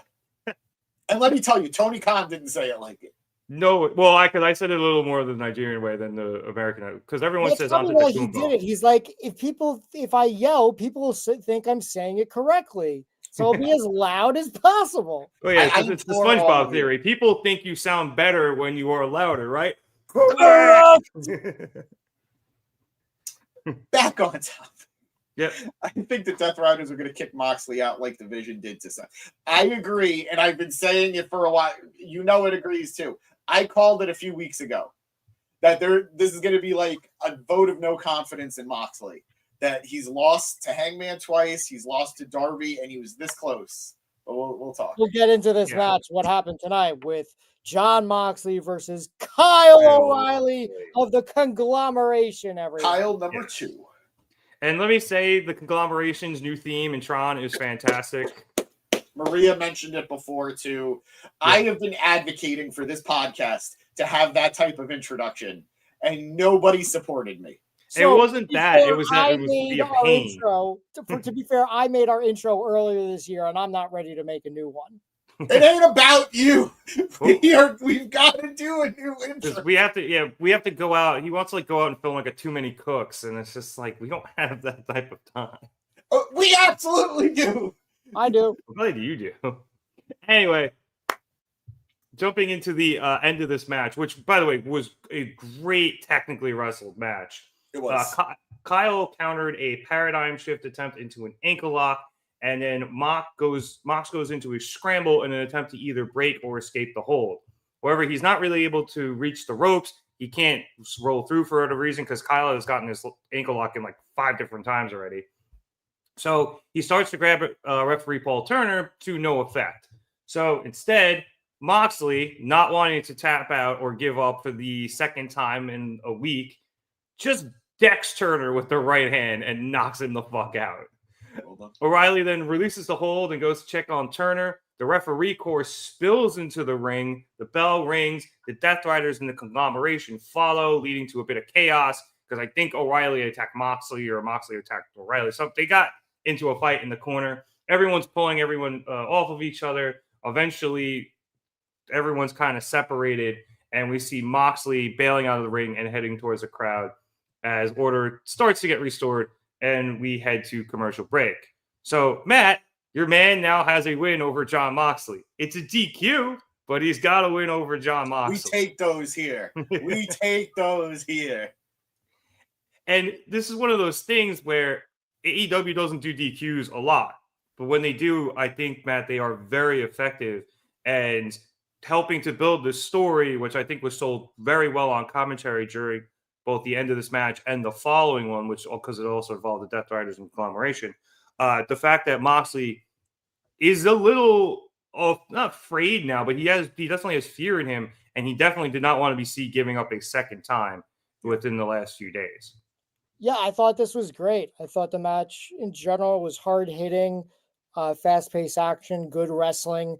I mean, it's kind of like there's so many good work rate guys in AEW that someone like Kyle O'Reilly can get like lost in the shuffle. He's got the personality. He's definitely gained that over the years, but he doesn't have some kind of catchphrase or something that gets him ahead of the pack. But this is a great limelight on Kyle O'Reilly. He definitely needs it. He's also lost to Moxley in the past, so I'm glad that just didn't happen again, because those pile up. Like, how many losses did Darby have against Mox? And like, he finally got one, so it's like, all right, we'll give it to him. Yeah, that's nuts. But he's still booked so strong, but it's still crazy that he's got that many losses. But I digress. Yeah, I really liked that it was a DQ. I think would I have preferred Kyle beating him? Yes, but like with a pin or a submission. But we don't need to go that far, and still need to protect Mox a bit. Yeah, he is still like probably like top three guys there. If you count the women, top 5. So this was, like you said, very effective. I liked it a lot. I liked the beatdown, the friction afterwards with both the refs, with Kyle, with Mox, with Roderick Strong. He got a couple kicks in. He looked like he didn't know what to do, and he's like, are the Death Riders supposed to be out here already? Because like I'm ready to kick Mox. Okay, I guess I'll lay in a few kicks. And I think the one of the big parts that I enjoyed was that Mox hits Kyle with a pile driver, only gets a 2 count, and we know Kyle's got the bad neck, the neck history, and then he immediately goes for the chokehold, like the bulldog choke, and I thought that was going to be how this match ends. Same. Kyle's going to pass out or tap out, but no, it didn't. It kept going, and we saw what happened. So it was surprising, but it made sense. I enjoyed it, and it reminded me a little bit of the women's match this week on Raw with Becky Lynch and Maxine Dupree. So DQ ending, kind of similar, and we're going to see this fight again, I'm sure. And I think the crowd in both cases are like, yeah, this was really good. I want to see more. Like, you can't have it end like that. Let's run this back sometime soon. Yeah. Yeah, and James, I wouldn't be surprised actually maybe now if Moxley maybe starts to try to avoid some matches after, especially with technical wrestlers after this, or maybe at least try to be in tag team matches where he can be insulated by guys like Claudio, Pac, Wheeler, and Daniel Garcia. So I think we're definitely going to see a shift from Mox. I don't know what form it's going to be. I don't want to say just tag teams or a paradigm shift. Are you proud of yourself? Yes, very. I mean, you should be, but I'm not happy about it.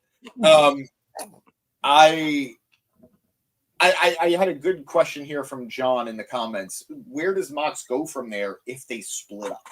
Yeah. Now, I am less concerned about Mox than I am the rest of the rest of the Death Riders. It's a tough one. I think we're going to see a little bit of a shift. We're going to start to see the seeds being planted of these guys not having faith in Mox. And I think that's great. Mox, I'm not worried about post. He is just as strong as a lone animal by himself, back up against the wall, than he is the leader of a group. But I don't know what a guy like Wheeler Yuta does. I don't know what a guy like Danny Garcia does. I don't know. I mean, Pac has been with a group since day one of AEW.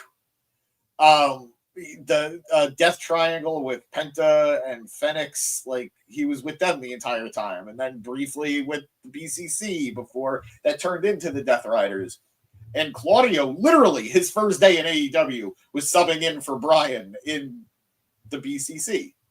So I am more concerned about what those guys do post Mox split than I am what happens with Mox. And I don't know. I mean, you could argue maybe he takes some time off. That's what I think he should do. I think it would be best for him and everyone, because when he comes back, it would be super refreshing to have him back. I'm really, really, really surprised we haven't seen him and Kingston interact yet. I am like really surprised that we're just kind of avoiding that right now. And it's definitely on purpose. It's definitely on purpose. So we'll see if that's something that maybe that's what brings Mox back if he does take time off. Or even if he doesn't take time off and Mox needs allies against the BCC, the Death Riders. Eddie Kingston missed the entirety of the Death Riders. He was injured the entire fucking time that they were a thing. So he's got no reason to have like beef with Mox. They didn't do anything to him. He wasn't around for their shenanigans. So absolutely he would be there to support his boy. I mean, I could definitely see Eddie being like, what? You didn't think I saw what you fucking did to all of my friends while I was gone? Like, you think you're just going to trust you? You're also forgetting that on the opposite team would be Claudio, and that's all the reason he needs. Yeah, and Mox would be like, well, you get to beat up Claudio. I'll think about it. Sold! But yeah. I actually think, if I may jump in really quick, yeah, absolutely. I think Wheeler gets thrown out before Moxley does. Because I think what might happen is Wheeler starts losing a bit more. He's been getting pinned more, and we're going to talk about it in a minute with this Conglomeration versus Death Riders match. He just got pinned again. Yeah. And I could see Moxley thinking, he needs a show of strength, wanting to thin the herd and removing Wheeler, especially also too, as Garcia seems to be slightly usurping him, and they're definitely not liking each other. So between those two things, I could see Wheeler getting thrown out first, and then the Death Rider starting to look at Moxley as a bit more of a hypocrite than they probably already do after these last two matches, just because it's like, well, you're expecting accountability for losses from Wheeler. You're not taking any yourself, and that could eventually help lead to Moxley getting kicked out of the Death Riders. So I agree with you as well. I think he should take a little bit of time. Yeah. Very intriguing. I think there are a lot of potential story avenues that this can go, and I think it'll be satisfying no matter what we end up with, but time will tell on it. Fair enough.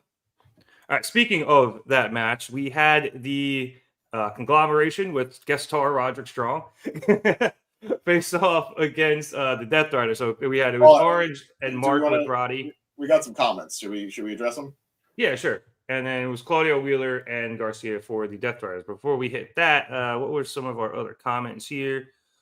We had Maria saying, hopefully this is the beginning of a decent push for Kyle. Absolutely.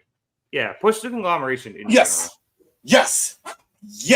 All right. Renee Paquette, the character, two-faced heel. She buddies up to all the bad guys. None of them ever give her any shit other than MJF. No one gives her any shit. And it's because she's a bad guy. She's on their team. 1,000%. Renee, I see you. She's also such good friends with the Conglomeration, though. That's actually hard. I don't know. I mean, who could hate the Conglomeration? It's an elaborate ruse. She's like Roddy. She's with them, but she's not really with them. Yeah, guest starring. Yeah.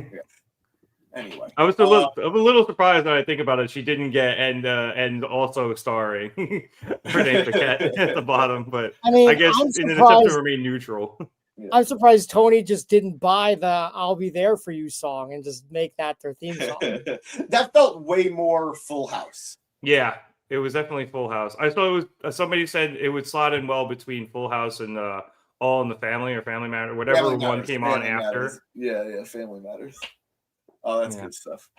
All right, and then just it's saying he thinks Yuta should be the guy pushing to kick Mox out. I think we're going to see a little bit of both of what you said, Rev, and what it's saying. That it's going to be Mox is going to make this push to kick out Yuta, and then Yuta's going to either he does get kicked out, and then he's there for the ultimate betrayal of Mox, and he rejoins them, or as he's attempting to kick Mox out, Yuta out, they all turn on Mox there. I was going to say that too. I just didn't want to hold us up for any more time. No, you're good. You're good. All right, let's move forward. Back to the matchup. Yep. So, to jump towards the end of this match, Briscoe had a ridiculous hot tag to start really kicking off the end sequence there, where he took out all three of the Death Riders, got them to the outside, went up to the top rope, and then hit basically, what was it, like a moonsault gainer, and took them all out. It was pretty sick. Unfortunately for him, all his teammates were also taken out. So that led to him getting beat up 3-on-1 for a while until Orange and Roddy were able to get back in there, and they took out Claudio and Pac to the outside, and that left Briscoe and Yuta 1-on-1. Yuta hit Briscoe with some hammer and anvil elbows after looking at one Bryan Danielson on commentary before attempting to get in a cattle mutilation, but Briscoe was able to power through it and get up to his feet. Mark attempted a J Driller, but Yuta countered, and then Briscoe countered that with a massive lariat laying Yuta out. Briscoe then picked Yuta up, and this time successfully hit him with the J Driller to pick up the win.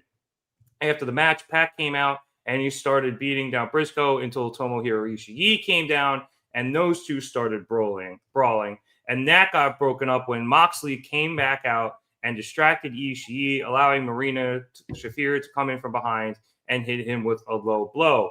Orange then comes into the ring and attempts an orange punch, but a slight hesitation allows Claudio to catch him, and Claudio presses Orange above his head and turns him towards the announce desk.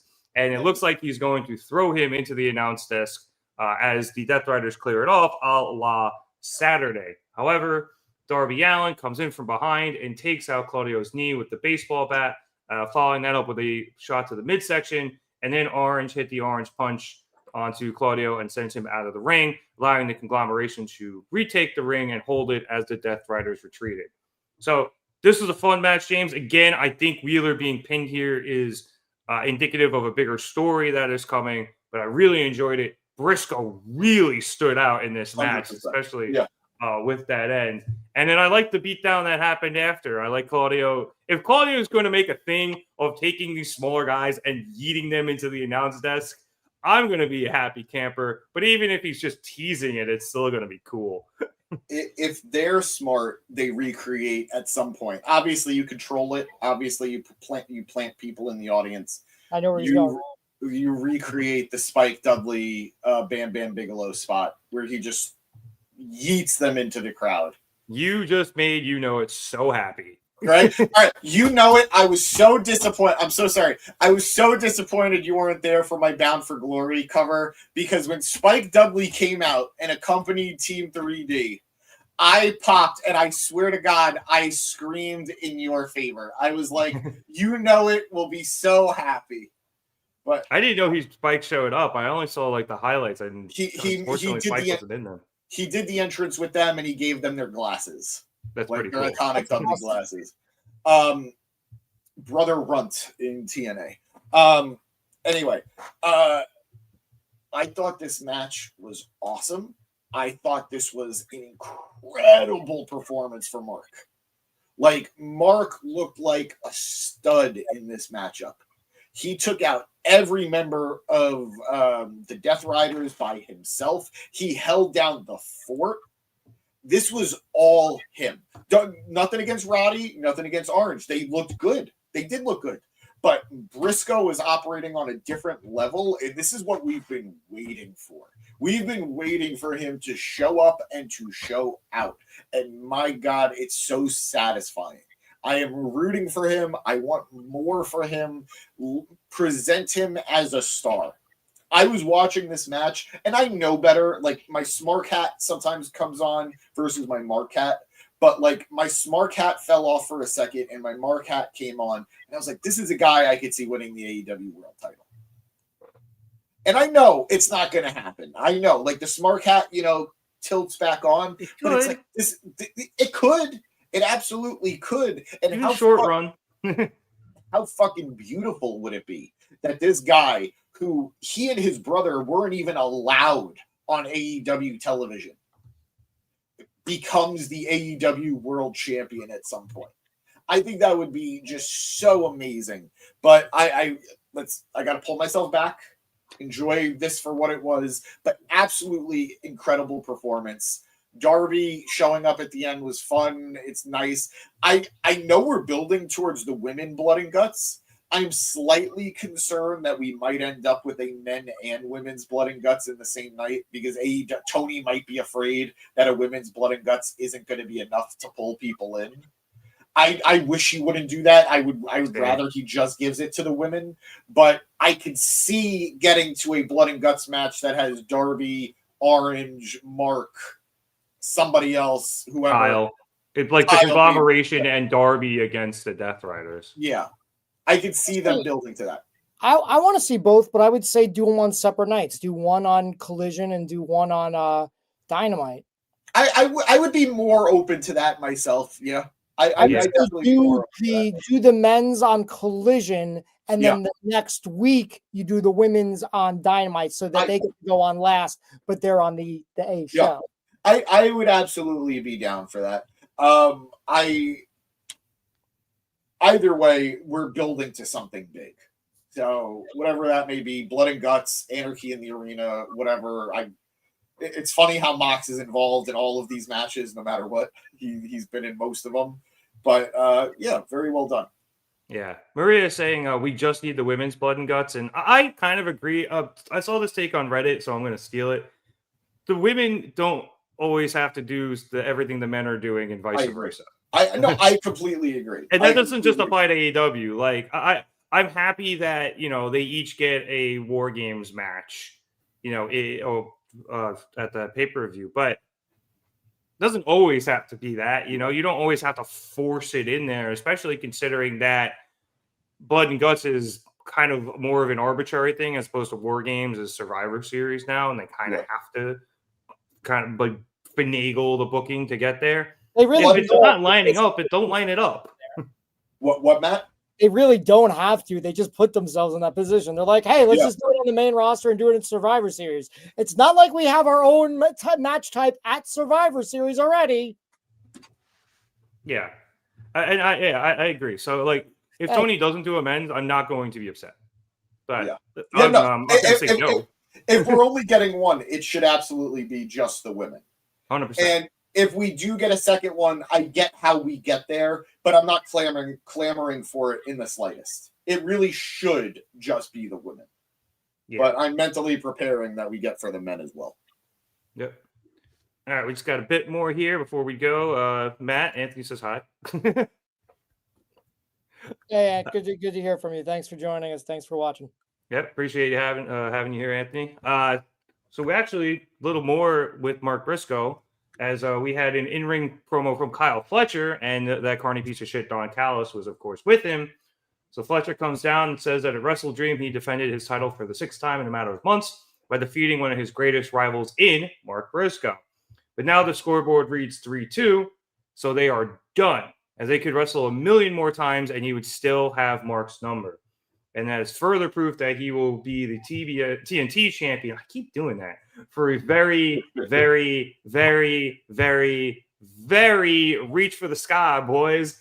And Briscoe's music hits, and he comes out saying he was going to leave as he had finished his work and got the win, but he wasn't about to let Kyle to continue to talk that bullshit.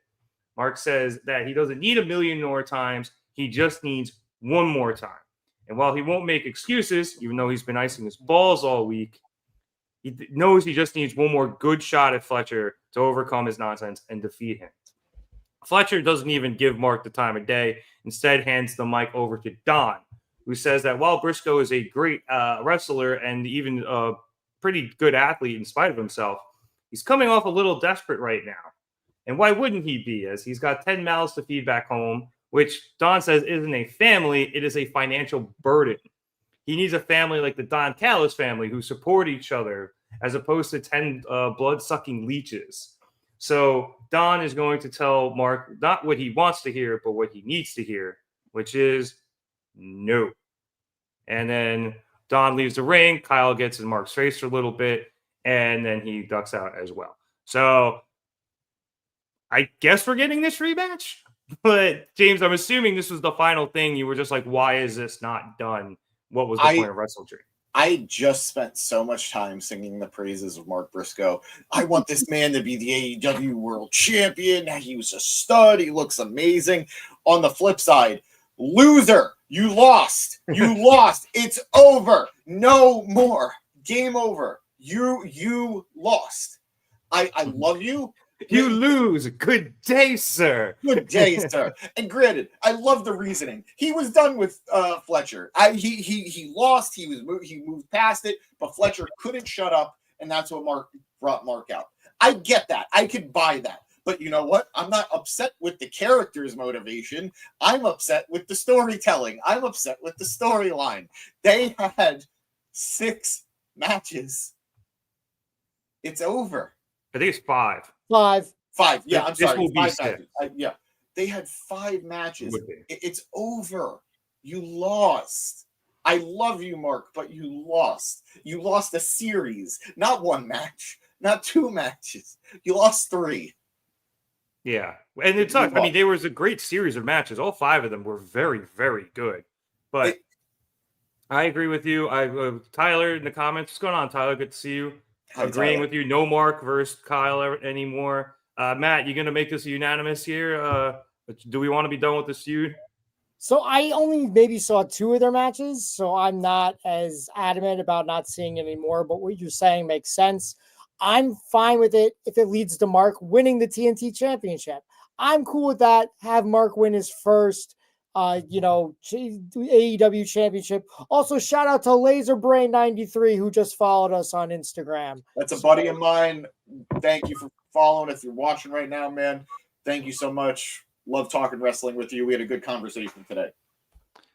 Yeah, I mean, Matt, I would go back and check those matches out. They're all very good. But the only reason I kind of see this working is if Briscoe just kind of wants to like definitively put Fletcher over and give him a 4-2 lead. But best of 7, and he wins 4-2.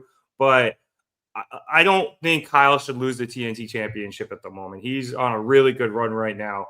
We were mentioning earlier when we were talking about Bandido probably being Wrestler of the Year. Oh, cool. Thanks, John. We were also kind of saying Fletcher's, probably the only other guy we can think of off the top of our head that could be in that conversation. And I specified guy because I said Tony Storm should also be there. But I don't think he should lose the title at the moment, which then just makes this a little redundant. Yeah. As a lot of these matches and feuds seem to be coming out of WrestleDream. It's a no-win situation to me because there's that part of me that agrees with Matt. I would love to see Mark win the TNT title. It would be a great moment. It'd be a great accolade for him. But the reality is you're winning it on your 3rd attempt here, I think. And it's it'll be second for, I think, the actual TNT title Gotcha. Shot. I'm never a fan of guys winning it on multiple attempts. Because it's almost like, well, okay, I mean, how many times did you have to lose to get to this moment? I don't know. When it comes to sports, I know it's different. Like if we're watching baseball, like I'll watch a team go to the playoffs or the World Series as many times as possible. But like this just feels different. Like I've been told multiple times you were not able to beat this guy. Like it's the same thing. Like Billy Starks, if she ever beats Athena, at this point, who cares? I mean, they had 2 final battle matches. I imagine it'll be final battle number 3 is when she beats her. Like, right? It's coming up. I also think, though, sometimes that's more about timing, right?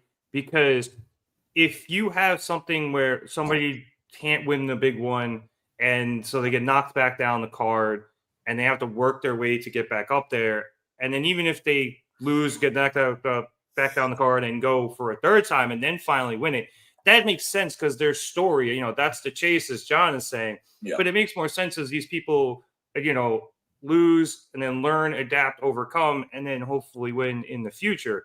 If you're doing it all in one like condensed timeline, it doesn't look as good. Like you're saying, it's like, Briscoe, as much as I love him, does not deserve another TNT Championship match right now. Yeah.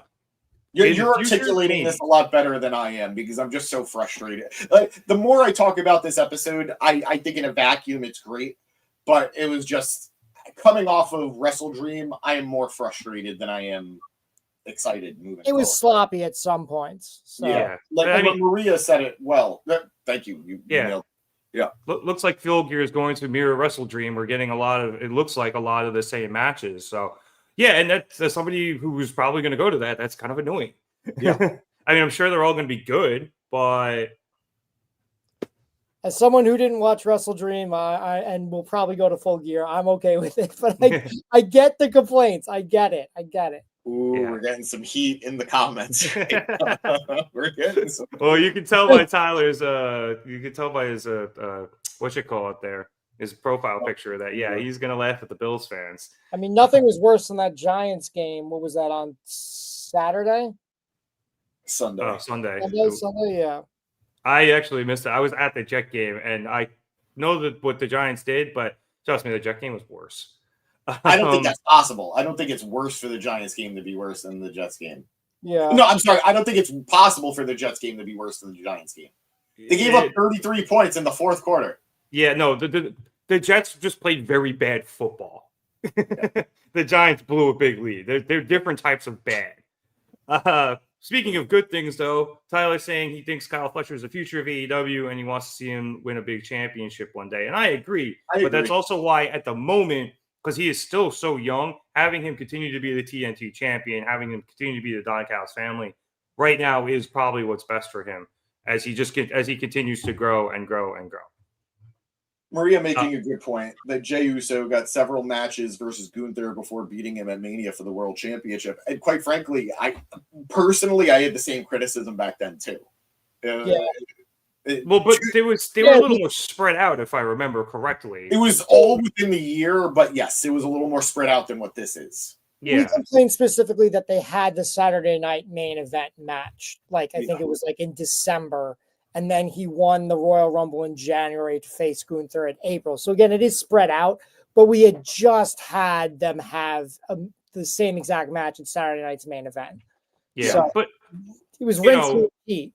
But at least Jay had some character development. He also, you could see him getting better, and then he won the Royal Rumble. So like there was stuff there that led to that. This is just Mark going, oh, you talk shit about me after I lost. Give me another title match. It's like, no, buddy. That's why you got told no by Don. And frankly, Don is, for once, right. Well, keep my name out of your mouth then. And that's the only reason that I'm justifying this. That's the only reason I'm justifying it. Fletcher would have brought this on himself. Yeah. So, yeah. Let's move on.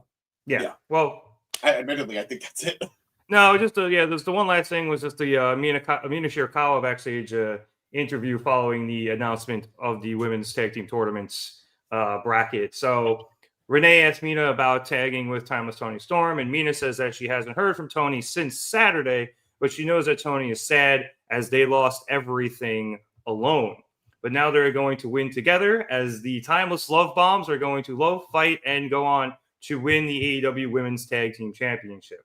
And as Mina finishes that sentence, Tekla comes over and she mocks Mina for also losing her girlfriend, but says that she hasn't lost everything just yet.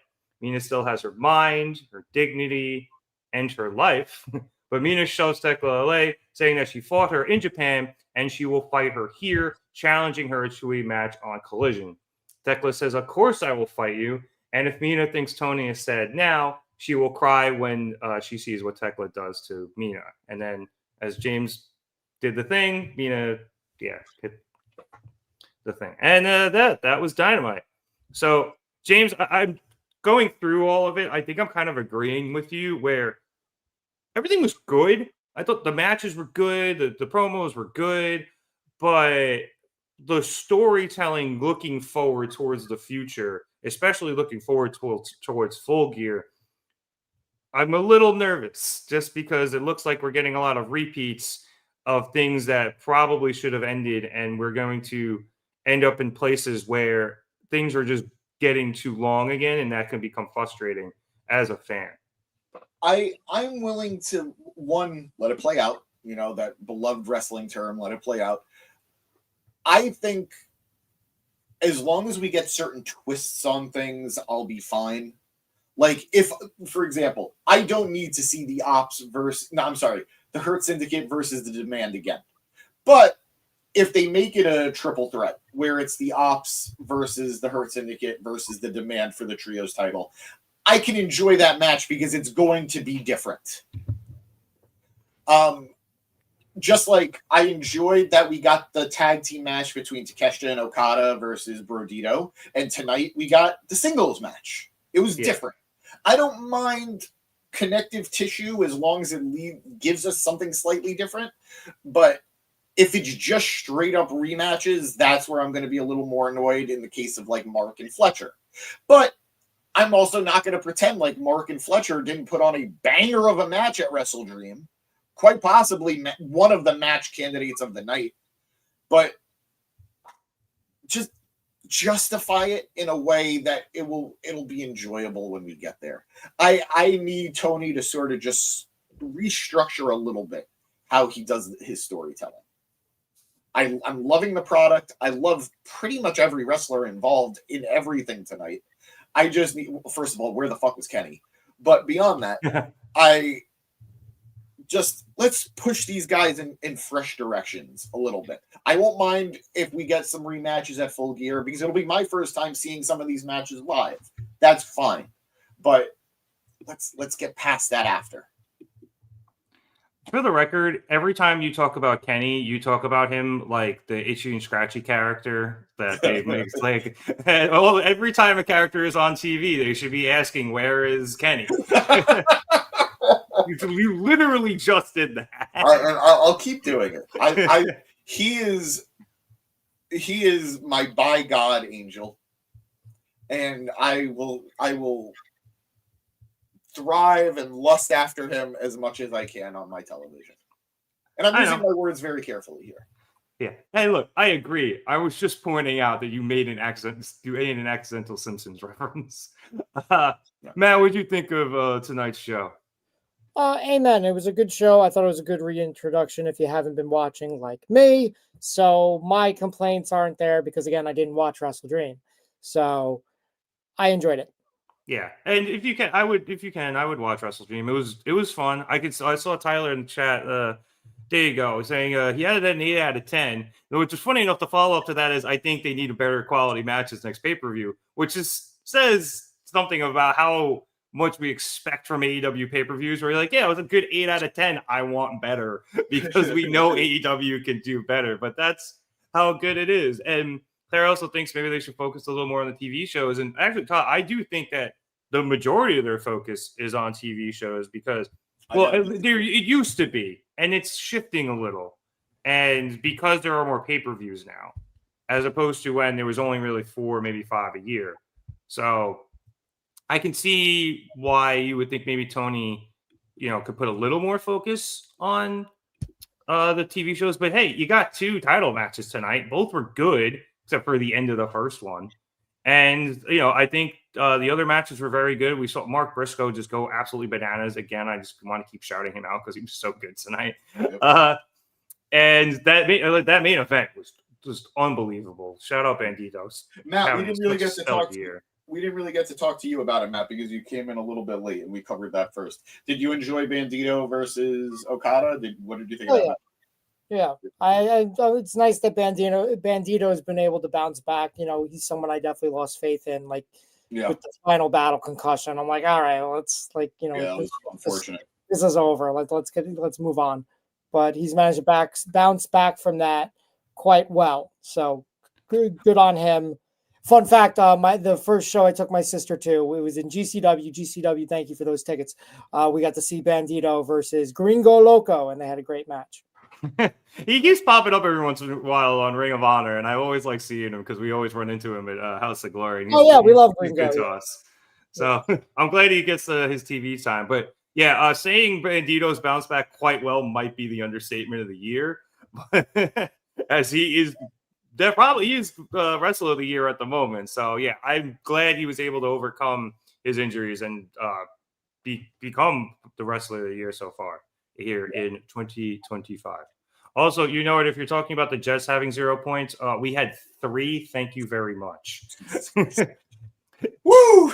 And on that incredibly sad note, I would like to thank everybody so much for watching us here at the Market Down Podcast. We'd appreciate it if you liked and subscribed. If you like the video, it lets us know that you're enjoying what we're doing here on the pod, and we continue to get that stuff done. And if you subscribe, continue to get all the good shows here. You got the Gym Pack Zone tomorrow there, James? 95% yes. Let's see if I survive babysitting tomorrow, and then we'll decide together. All right. Yes. Shout out the Twins, but mostly we will have the Gym Pack Zone on Thursdays. Matt, I saw you covered Raw on Monday. Great job there. So hopefully we can get those a little bit more going for some of the WWE stuff. And of course, we'll be back here on Wednesday for Dynamite, and we will cover whatever the upcoming pay-per-views are, except maybe Full Gear, because hopefully we are there as it is in New Jersey. Now, it's become a fun tradition that I'll drive and you guys pod in the car behind me. And everything's safe, but let's see if we can pull that off. Yeah, we'll see what happens there. So be sure to subscribe, and then also be sure to check us out on all our social media stuff: Instagram, TikTok, Blue Sky, Twitter, and I'm missing one, Facebook. If you're here on YouTube, they're all in the description below. And then if you're watching us over on Twitter or on Facebook, you can check us out at Market Down Pod over on Twitter, and then it's it's Market Down _ pod on Twitter, right? And then it's Market Down Pod on Instagram, or is it the God other way bless around? you for thinking I know. It's definitely Mark It Down Pod on Instagram. So then it's got to be the underscore on Twitter because I don't use Twitter, so I wouldn't know. Oh, wrong one. Hang on. Okay, it's at Mark It Down underscore pod on Twitter. There you go. At Mark It Down Pod on Instagram. YouTube.com/MarkItDown3665. MarkItDownPod.bsky.social if you check us out on Blue Sky or search any of those places, and you can just look up Mark It Down Podcast and you'll be able to find us. Check out Matt's stuff over on Instagram. He does a lot of great work for us there. You get a lot of cool stuff from like smaller shows and cons and whatever. And you get some cool mini John things. Cena with a belt I just added. And then also we do giveaways here. I don't know when we're going to do this giveaway, but we're definitely giving away. This was at New York Comic-Con, AEW and DC Comics both returned to Comic-Con. We've sorely missed them. They had a great panel, and we're going to be giving away that comic. And I think the way I'm going to do it is, however we do it, the more people that enter it, like if we hit like a threshold, then I'll throw in like another autographed DC comic. And then if we hit that threshold, I'll throw in another autographed DC comic. So that's something we have to talk to on our end and figure out when the best time to do that is. But we always have giveaways here at the Mark It Down Podcast. This is not the first one and it won't be the last one. So definitely in between our shows, check us out on the socials. Yeah, definitely. Matt does all that stuff. And like I said, there's a lot of cool stuff from GCW shows, House of Glory shows, Comic Cons, and cool stuff like that. Do we have anything else before we get out of here? All right. So for Matt Cascone and James Asante, my name is Nick Cummings. Thank you for watching us here at the Mark It Down Podcast, and have a good one, everyone. Be nice to animals. Hi, Danny.